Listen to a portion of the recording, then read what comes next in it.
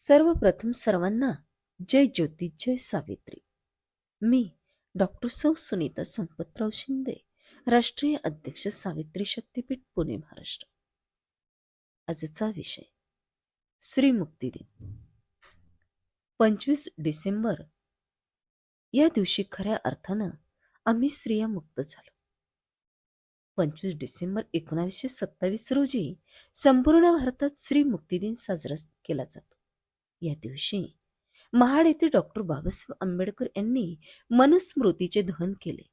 हा एक आत्मप्रतिबिंबात्मक कृतीचा भाग होता, ज्यातून जातीवाद, स्त्रीदास्य आणि अन्यायाविरुद्ध स्पष्ट आवाज उठवण्यात आला. ही घटना स्त्रियांच्या गुलामगिरीपासून मुक्त होण्याच्या लढ्याची प्रतिकात्मक सुरुवात मानली जाते. त्यानंतर या दिवसाला श्री मुक्ती दिन किंवा भारतीय स्त्री मुक्ती दिन म्हणून साजरा करण्याची परंपरा आणि चळवळ निर्माण झाली. मनुस्मृती या ग्रंथात स्त्रिया व शूद्र, अतिशूद्र यांना शिक्षण नाकारले, स्वातंत्र्य नाकारले, निर्णयाचा अधिकार नाकारला असे अन्यायकारक नियम या ग्रंथात होते.